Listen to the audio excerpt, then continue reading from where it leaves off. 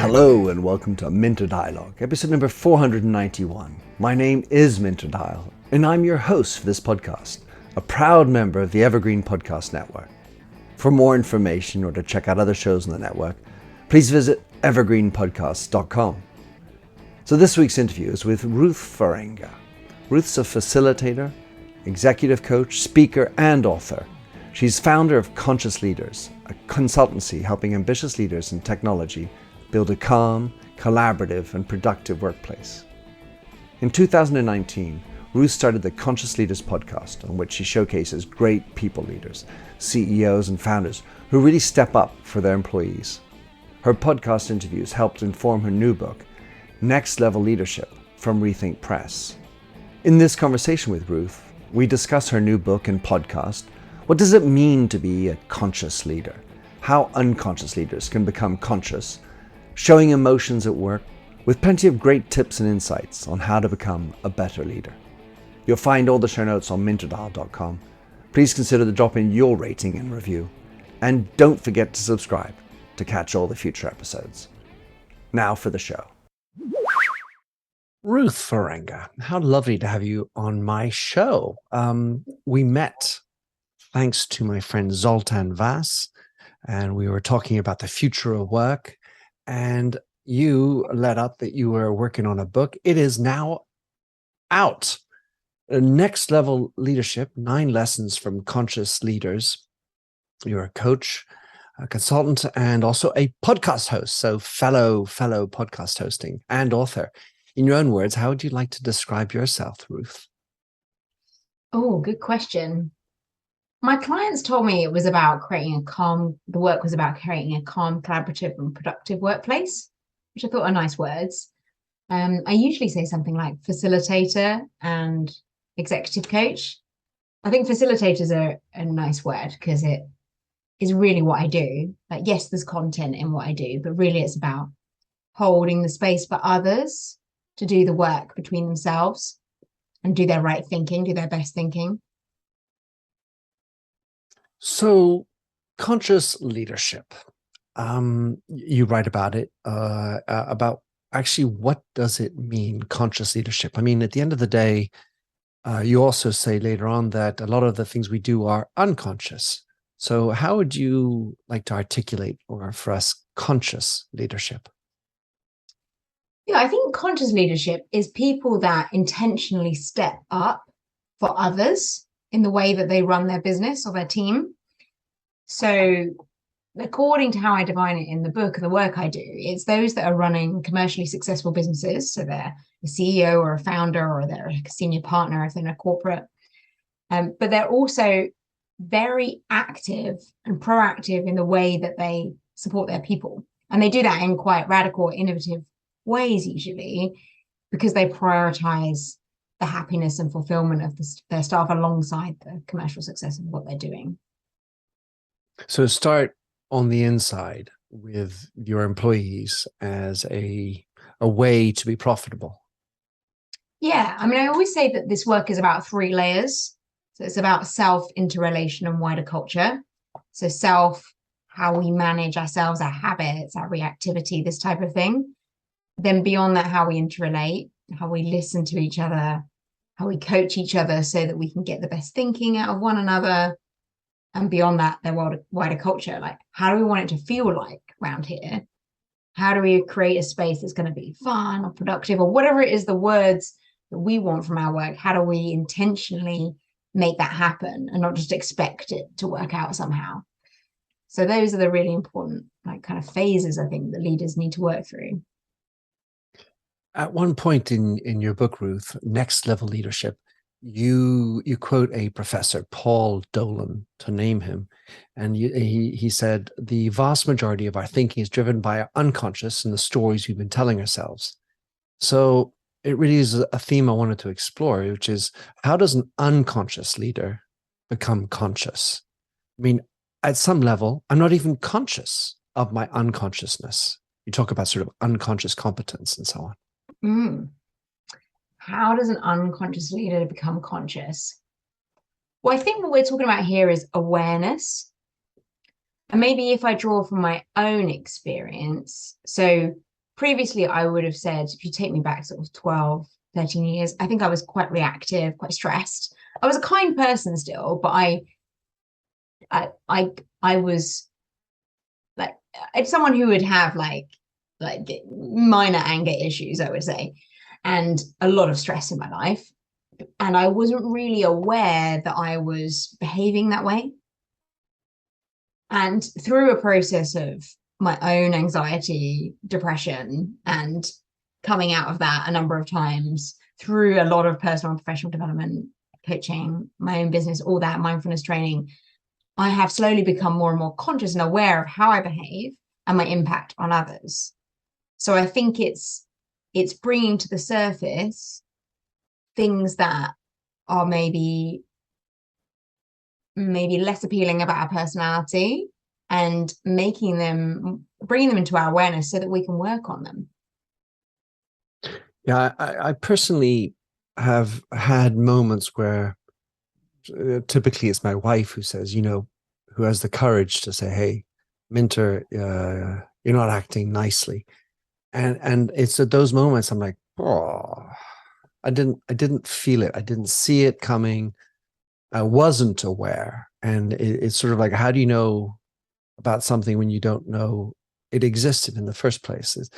So it's about finding this ability to crack through our masks, our ignorance about ourselves, and making people be comfortable or at least aware of their imperfections. How does one get them to do that? I mean, as a coach, what are the things that trigger the aha moment? Yeah, and just to reflect as well that I still think I'm working on this. Like I always say to clients, people I work with, like I'm not the finished product. It's a I'm journey. still, yeah, exactly. It's a journey. Like we all know, I'm still working on my own practices every day to help me with this, and I will fall back at times, and other times I'll be doing better. In terms of how people go on this journey, I think it can be complex, not necessarily in a difficult way, but it's broad. For me, it's been things like mindfulness training. So I first discovered mindfulness when I lived in Oxford about 12 years ago, and I was highly anxious, stressed. And I'm quite a science-based person. So when I heard about mindfulness, I'd be like, oh, that's a bit fluffy. But then I heard that Oxford University does a lot of research and they have a whole department for mindfulness. And so I was like, okay, if it's good enough for Oxford University, maybe it's good enough for me. Maybe I can open my mind to this. So I started on what was an 8-week mindfulness-based cognitive therapy course. Now, a lot of people advocate mindfulness. Others say, oh, it's rubbish, doesn't work for me. And I think what people need to know is that if you follow an evidence-based approach, like an 8-week course, an 8-week mindfulness-based cognitive therapy course, or a program that just involves structured practice over a long time, then you will see change. There are very few people who dedicate some stuff to meditation and mindful practices and don't see change. So there's the mindfulness stuff, which we can go into further if you like, because I've been working on it a long time. And then there's my own coaching experience. So when I went to see my first coach, I think she helped me really wake up to my own values and why I was really struggling in life and why I'd had such a stressful experience in my last employer and really butted up against a really difficult leader there, and how I needed to adapt to kind of meet my values more fully. And beyond that, I've had like 4 coaches. So I dip in and out of coaching for extensive periods. And I think it's a really good way for me personally, as a coach for others as well, to better reflect on how I'm acting and check myself and think, is this how I want to be behaving in this moment? Is this where I'm intending to be, I'm purposeful about, or am I kind of deviating and following habits and behaviors maybe from my childhood or the playground? Like what's going on here, and can I wake up to what I might be unintentionally doing? What's interesting, Ruth, is that in the idea, the proposition of changing others, you expressed it through yourself and as a story that helps people to latch into it. I'm guessing so many people are listening to this and are pretty unaware of these moments. But the reality is that for sure, I'm a work in progress. I wrote a book on empathy, and am I empathic all the time? No. And by the way, I don't think you should be empathic all the time, because otherwise you may end up doing nothing. But it's the problem of the great empaths. But there are times when I certainly feel like I'm off base. The challenge is all the more pressing in larger organizations where I might be a leader, but I'm not the CEO. When I was working at L'Oreal, I ran large teams. I had the big title, but I still had a layer or two to the CEO. And so I couldn't be responsible for the entire corporate culture.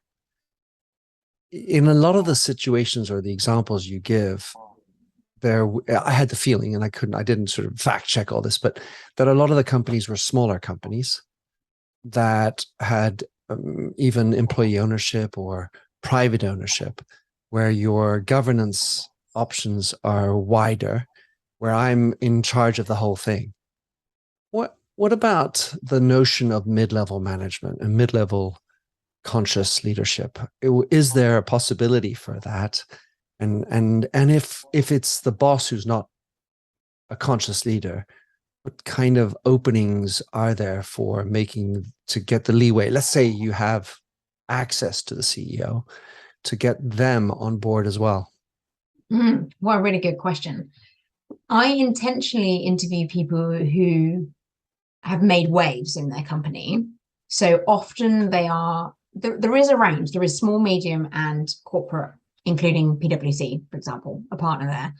And the employee ownership company you mentioned are a corporate there, Riverford, there are 1,000 people.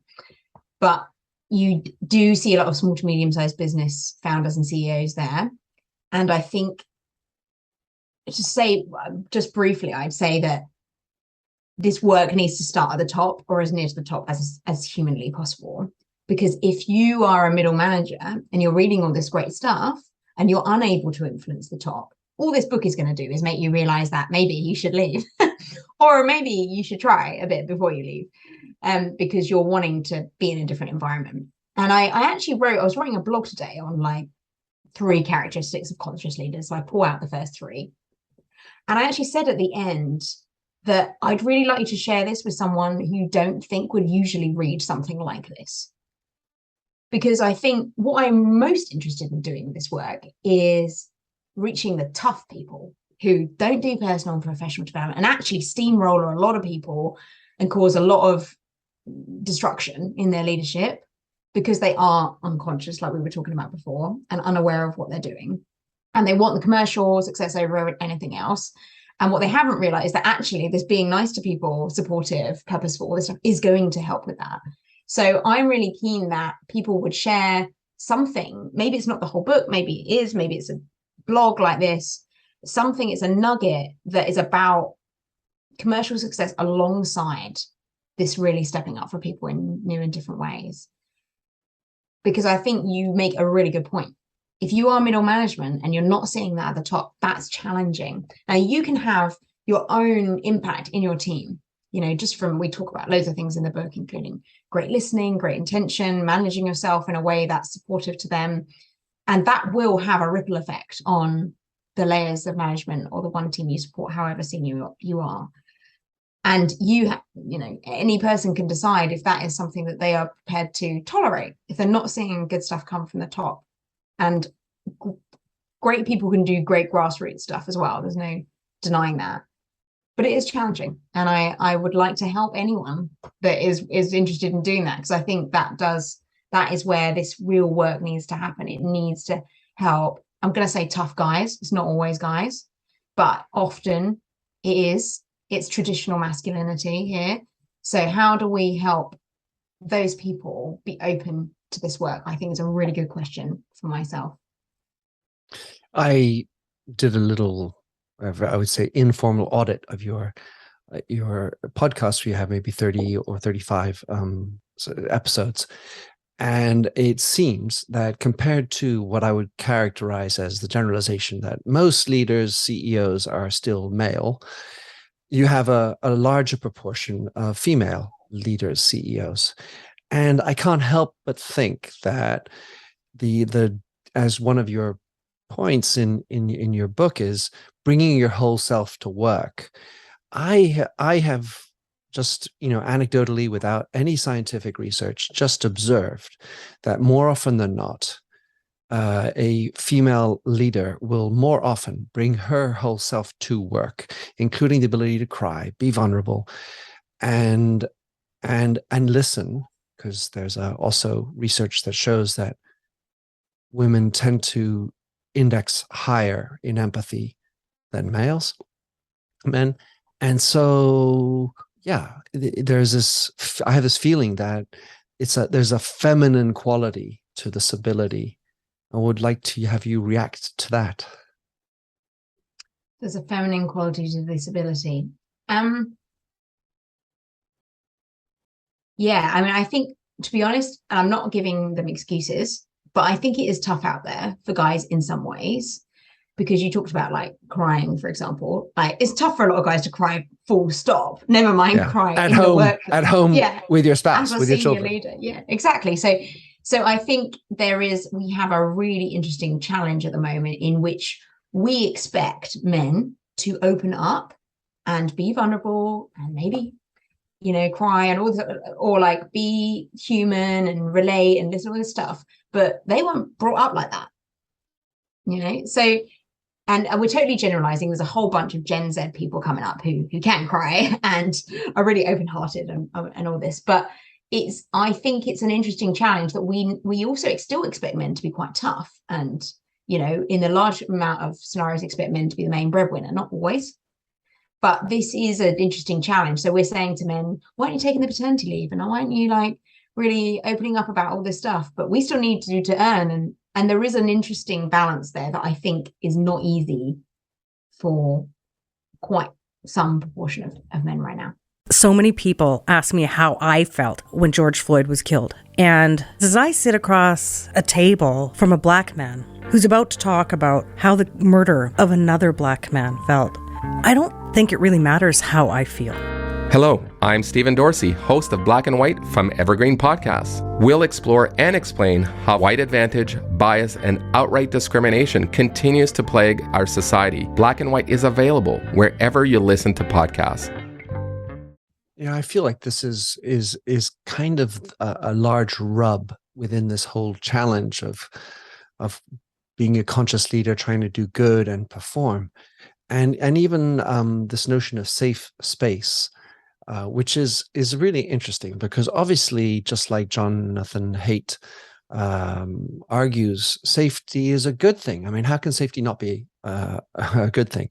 However, if you go just a little bit too far with it, well, we're not causing any danger. And I'm going to give the example of a race where you have a race, and if you're just relaxed and it's totally safe, it doesn't matter if I win or lose.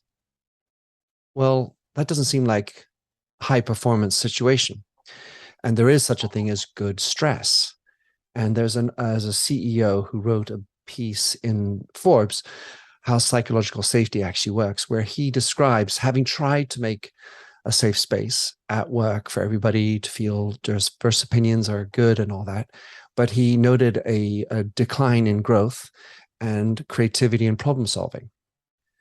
So there's this friction between challenge, difficulty, stress that sometimes is good, and safety, loving, openness, and vulnerability.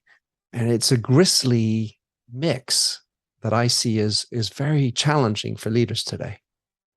Yeah, I don't think the two have to be like, mutually exclusive, really, because Google's Aristotle research, you know, the psychological safety research said the key to high-performing teams is psychological safety, which includes two things: emotional awareness and equality in conversational turn-taking. So taking equal time to speak to each other. That is what makes high-performing teams.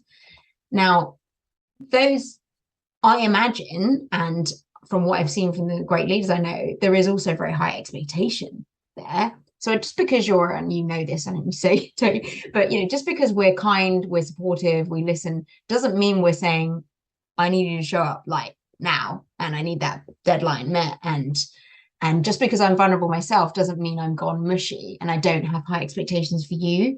But I think that is an interesting line to tread. Like, how do you show that you have a strong backbone, but also a warm heart? There's a really interesting book, I can't remember it's by actually, that is called something like that, about this mix of strong backbone and warm heart. And that is possible, I think, with practice, particularly, that we can be demanding, highly demanding of people, and kind, and a good listener, and there for them when there's something going on personally as well as work, and know maybe when to flux between the modes depending on where they're at and how far we can kind of push them at that time. Yeah, so this leads me to the thought of balance, which you talk about at times in the book, work-life balance. And obviously the newer generations seem to be more plugged into this idea. And yet sometimes for some jobs, you're going to have to work 96 hours this week to get it all done. There's a big emergency. We got a big shareholder meeting or whatever. And that's the requirement. And balance be thrown out, or at least the life side of things. So it feels like the idea of balance is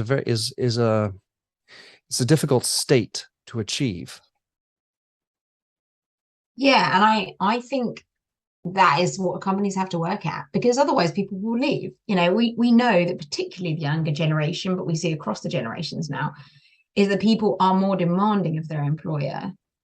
And because we have skill shortages, especially in technology and some of these shortage skills, but also in a lot of areas, that if you're not offering enough balance, and yes, maybe people will accept long working hours on an ad hoc basis, occasional times, but even my partner who works in consulting for a big consulting firm, I'm noticing they're changing in terms of hours expectations, how the senior leaders are talking about what they expect in terms of commitment and work-life balance and all this type of thing. So I just think that they have to find that balance. Now, every company culture is different, and some cultures will cope with longer working hours, for example, because people like that or it works for them. You're the big paycheck at the end of the week. Yeah, and they will get a big, yeah, exactly. But I guess it's down to the business to see what their brand is. What is their employer brand? What do they stand for? Is it the 9 to 5? Is it kind of, work hard, play hard? Like what is it, and what are they getting? Is it enough back for what they're putting in? Yeah, the notion of purpose that obviously is a lot how you sign off the book, how I read it anyway. This notion of finding a purpose, and the way I relate to that, Ruth, is that somehow the challenge is not just making alive a statement written in an annual report or printed in your lobby entrance about this is our purpose, making that come alive. It's actually making it resonate into the population. So if you have an existing organization and it doesn't have a purpose, you want to create one, or your company had a purpose 100 years ago, like insurance companies, they had really interesting, fantastically important purpose, but you don't see that today. So making it come back alive. I've long felt that the challenge, especially at the top, is actually there's no real personal involvement in that purpose.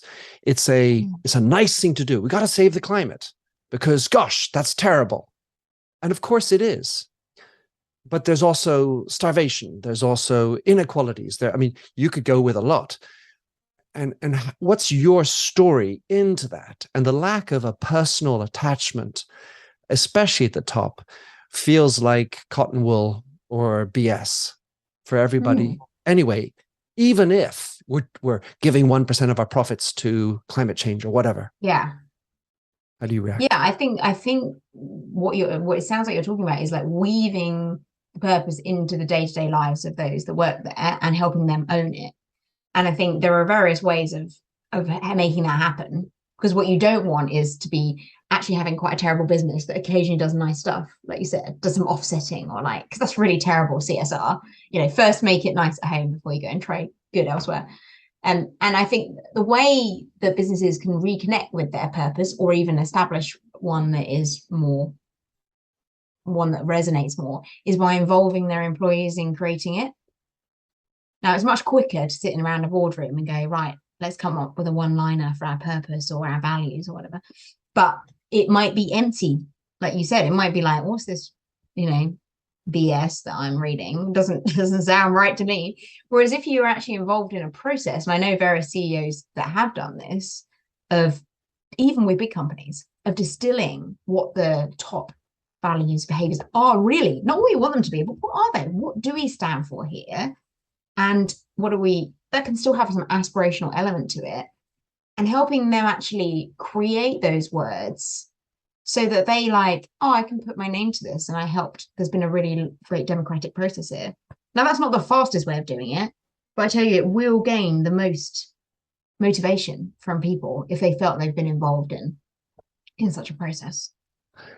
Well, like you mentioned at the beginning, Ruth, about sometimes maybe you should just leave the company if you're a middle manager and the top isn't on board. Having a North Star, having an individual, personal North Star, and making that relate into the corporate North Star, so that the corporate work you're doing or whatever you're doing in business has a flow over into your personal North Star, could also be the opening of a flood of departures when people, if they actually do the work on figuring out who they are, their self-awareness and the North Star, say, well, what the hell am I doing here? This has nothing to do with my own personal North Star. It could, or I've seen the opposite though. If you involve people, if you genuinely involve people and you listen to their personal purpose alongside their work purpose, and you allow them to see the overlap, which most people will see if there are good intentions behind creating a great company purpose, and presumably you have good intentions as an employee, then there's usually quite a lot of overlap. Now, of course, there could be some discordance you might be on a strategy day, like, this is not me, I need to get out of here. But I find if the environment is cultivated in a way that people feel heard, then they see how it relates. It's only when the senior leaders, like you said, go off and do it separately that people feel like, I don't even know where I fit in here. You know what? I have a flashback just as you're speaking, where we brought in the advertising agency to work on our purpose. Yeah. Right. Yeah. So external shiny brand first. Yeah. And some advertising agencies, to them credit, or will go, right, we need to start at home. But others will be like, yeah, what's the shiniest version we can stick out? Which is well, I mean, the challenge, just like a lot of these other companies, is as a prospective employee, is actually, how do you know what the culture is? Because pretty much everyone's going to say, oh, it's great, especially the people who are recruiting you. That's their job. They're not going to lie. I mean, they're not going to say the truth if it's shit behind the scenes. And so for an employee, especially young people starting out, it's very difficult to sort of gauge, without having had any experience, what is the real culture behind the deck. Right. And often HR or some senior leaders even think it's wonderful. They're like, oh, it's such a great place around here. It's like, yeah, maybe for you, because you're in all the big conversations about where the company is going. You're at the top table and you make the rules. So for you, maybe it's nice. But if you're not involving people, you don't have a more participatory culture, then that may not be the experience of those further down. And they may not tell you either. They might quietly be just quite discontented and less productive than they could be. Yeah, shut up. Not allowed to speak up. One of your points in the book. You mentioned the idea of everyone having the ability to converse or have their voice heard. I don't know if you recall, but I'm writing a book about conversation, and I'm really interested in the notion of conversation.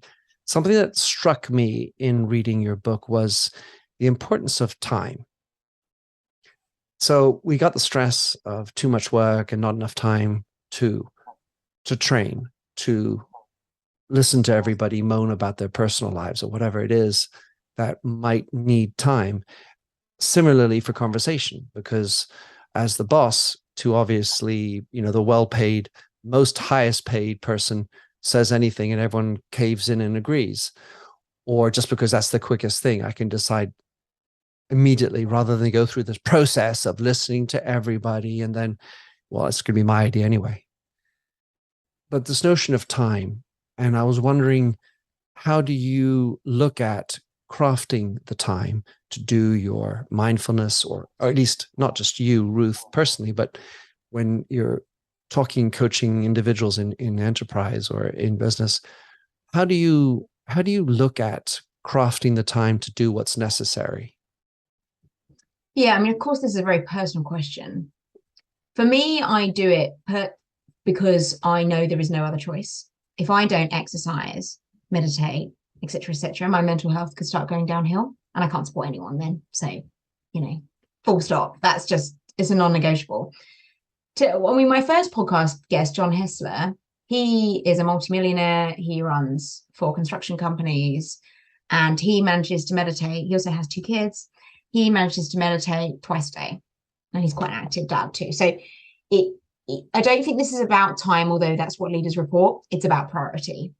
And I think the challenge for leaders is mainly around delegation and delegation of responsibility and decision making, and getting to the place where you can confidently give away responsibility and decision making so that you actually are doing less doing. What you're doing is facilitating. You are listening to people, hearing them moan about this and that, helping them flip their framing on something, helping them figure out how to move forward. You're challenging them on that bad behavior you saw last week, nipping that in the bud.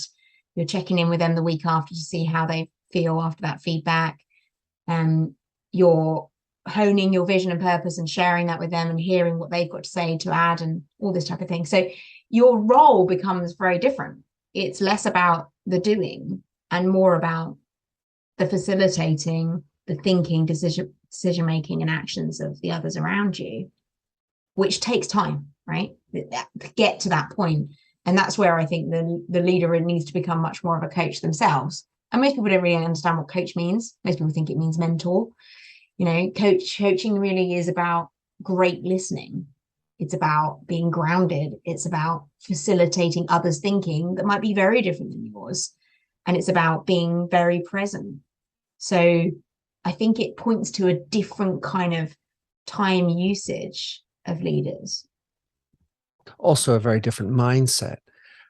Yeah. When you, in your podcast, which I want to talk to you about next, but you talk about your interview with Pip Jamieson, and it is something I really enjoyed, and I want to contextualize it. She talked about having a 0 work agenda in meeting people. So no transaction, just, hey, listen, what's up? And talking. And I interviewed a rugby player, professional rugby player called Lee Mears, who played for England, for Bath, and was a British Lion as well. And what was remarkable is the different types of leaders when you're in a city club, a national level, and at the Lions level, which is the best, if you will, of all the different nations of Great Britain. And what's the leader look like when you're at that level? Because pretty much everybody who's got a spot on that team is probably pretty good at that spot. And you are pretty good at your spot. But what is it that makes you a better leader? And he described how on the Lions tour, the captain took the time to talk with everybody, had an open door policy where anytime, night or day, you could come in and talk to me about anything. And it just seems like such a non-productivity version of leadership, and having these 0 work moments where you're just spending time connecting with people is so powerful. Do you have any other examples of people doing that, or anyway, maybe elaborate on your reaction to that? Yeah, I mean, I think this feels to me about trust. So if you're there for people about their work stuff, about, anything else that's going on in their lives, and I think that creates a bond. And it doesn't mean you have to share a lot, because I think a lot of leaders worry like, oh my God, everyone's going to start crying in the office, and we're going to have once Pandora's box is open, we're never going to put it back.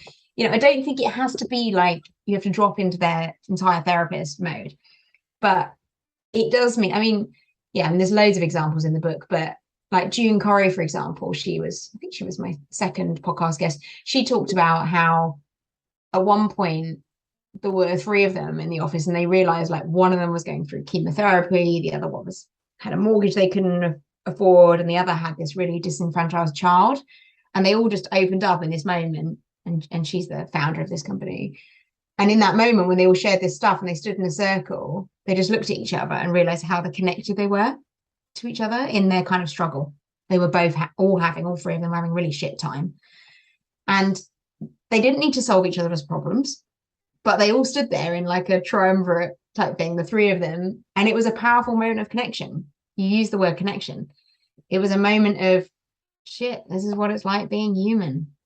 And she attributes that sort of thing as powerful in the way she leads. I so subscribe to that. I've done a film on the Second World War and also talked about how the band of brothers gets together. And in the same way as vulnerability about a personal issue is connecting those three people you were talking about, being together with a band of guys typically and going through death-threatening situations is also a way to quickly bond you together. And for me, it's maybe a different way to do it, but it's very personal. Has to be personal, because your journey to death is a personal journey. It's you alone with it. And being able to expose others to your fears and worries about that, and maybe your loved ones left behind and so on, something I had many interviews with these veterans talking about. And you talk about your friend Annette Johnson, and she says, I feel trust is at the core of the best relationships at home or work. And so it feels, and this is my strong opinion as well, we need to be able to bring personal shit, the messiness of life, into work, and yet stay performing and doing everything else. And the two can happen at once. Like the three of them, I know June, who I talked about just now, she's very demanding, like high-paced leader. And she would have had that moment, and then probably like 10 minutes later, she would have been like, right, guys, let's go, and she can toggle like that. And I think that is challenging, and you have to know when to toggle and when it is that you move between different states. But I think it's possible to do both. But I don't think it's easy necessarily for the traditional masculine leaders that we talked about earlier.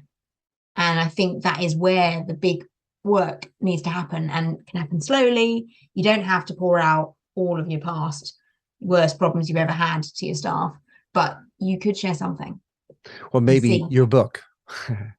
Yeah, that would be great. Send them your book. So last question, really, just about your podcast that you began in 2019. You've had some wonderful guests on it. Really, I like the flow of it. I was wondering how you, first of all, just would react about starting your podcast and how the process has been. How did you select your guests, and maybe select the length and all these other elements that go into the nitty-gritties of podcasting? Has it been good for you? Yeah, I normally get recommendations for the podcast guests, or I hear about them. Sometimes I see something on LinkedIn where I can see they're really stepping up their people in more radical ways. And I think, brilliant, I need to hack into this. I started off doing them, recording like maybe 50 minutes an hour. Now we record about 45 minutes, edit down to about 30, 35. But in that space, I think we get quite deep quite quickly, because I really want them to open up. I don't want them to give us the shiny version. I want them to tell us what's great, but also tell us what's been really tough, what's gone wrong, what's been your worst moment, your darkest hole you've been in your leadership journey. Explain that to us and explain how you got yourself out. Because I think that really helps people connect, like we talked about, that sharing that vulnerability, connect with others and see how they could apply it to their lives. Because otherwise we see these CEOs as these like lofty people who are so amazing, but really they're just average human beings. And if we can connect to that, it helps us see how capable we can be too. So in the desire to get to that deep point, which is also essentially what you're asking for people to do within business. What are some of the tips or lessons learned about getting someone to open up and feel that they can expose themselves in a public environment?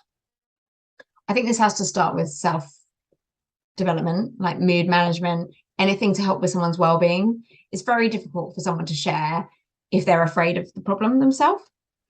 So even if you notice someone's stressed and you think that they could be encouraged in any way to support their well-being, that's probably a better thing you could do for them than asking them to share. But if you think they're further on that journey, then I think people who have self-managed quite well can listen better. So great listening involves things like groundedness. It involves curiosity. It involves a strong intention and belief in the other person, and empathy, which is your specialist subject. So I think that's one way, is to connect with other people, is just to listen to them, because you don't have to dive into spilling your heart out. You can just be more present for them, and you will start to connect naturally to how they're feeling. And beyond that, once you've got to a place where you listened well, the relationship's quite strong, you can give them feedback. So if you're noticing their behavior is poor, then call them out on it privately, quickly, so that they're able to rectify that. Because in that, you will build more trust, and they might share something about their personal life that's going on that's meaning that they're behaving poorly at work. Who knows what they're going to say? But it might be in a moment for you to be honest about one time when you did something badly at work. I don't know. It has to be the person to decide. But giving difficult feedback is actually a great way of connecting with people. Yeah, especially if they know it's with the right intention. Exactly. Yeah, as you opened up our chat, you started with the fact that you're not perfect in everything you do, and I feel like that is one of the keys as a leader, to set the example, of course, with some genuineness and authenticity, to expose weakness. Not like, well, I'm really stubborn about getting good performance. All right, okay. Yeah, right. Yeah. That's my weakness. That's not what gets people into you. I've recounted a few times how the first time I cried in public was, I felt totally embarrassed. And at the end of the session, it was a PR launch. The most important person in the room came up to me, and by the hug and the look and the comments, said that she didn't feel any less of me. She felt more connected into me as a result. Mm. And so, as opposed to feeling embarrassed, which I did, by the way, I still probably some level do, because it's just not how I was brought up, like you mentioned. It really broke free this idea that, you can also be considered strong, powerful, useful, effective, and wig out, like my dance I did on LinkedIn recently, and just, show your whole wobbly, weirdo, whatever side.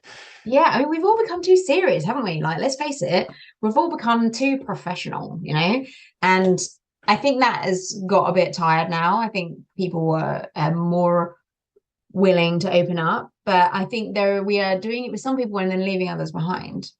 And there's the other side where people were like over gushy, which I'm not into either. Like, right. It's sort of like, every problem I've ever had. But there is a balance for us to strike there. And I'm wondering, I think this feels like a theme of our chat today, is how we bring people with us. Yeah, and the balance.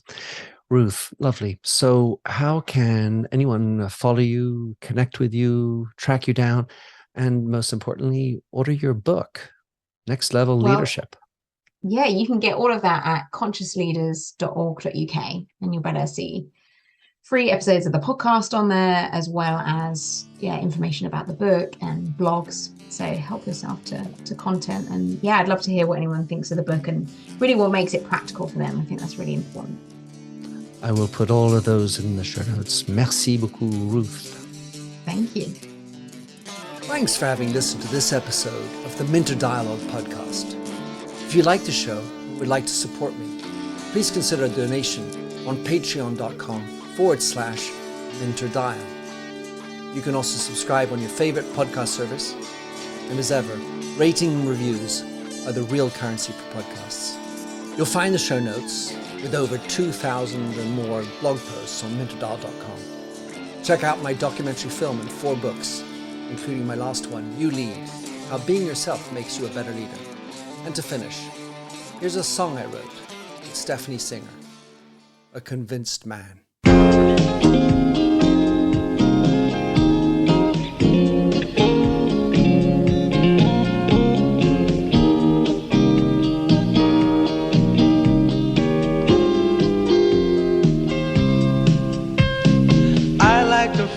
A stranger tucked around me, precipitating the danger to feel free. Trust is the reason, still I won't toe the line.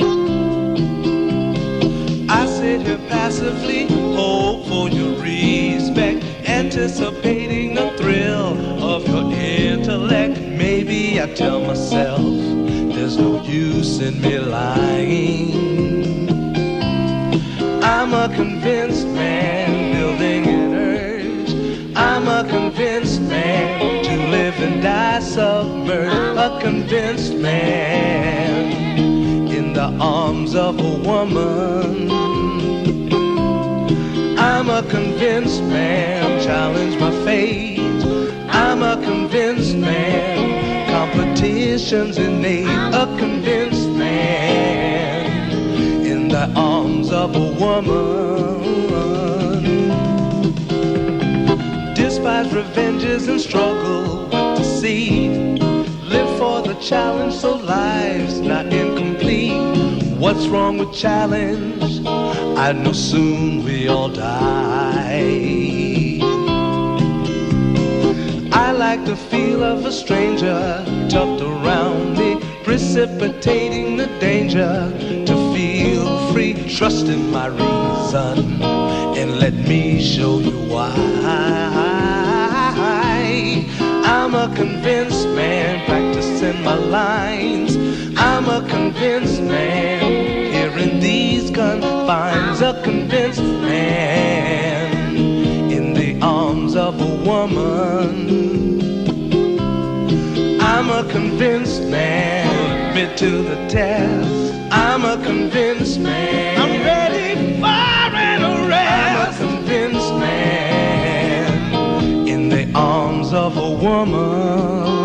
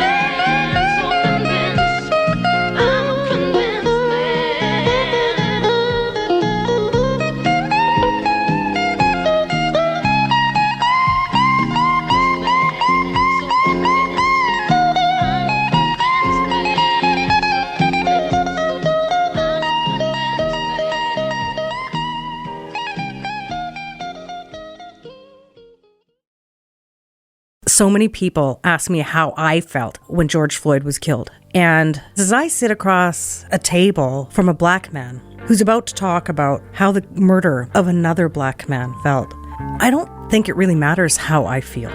Hello, I'm Stephen Dorsey, host of Black and White from Evergreen Podcasts. We'll explore and explain how white advantage, bias, and outright discrimination continues to plague our society. Black and White is available wherever you listen to podcasts.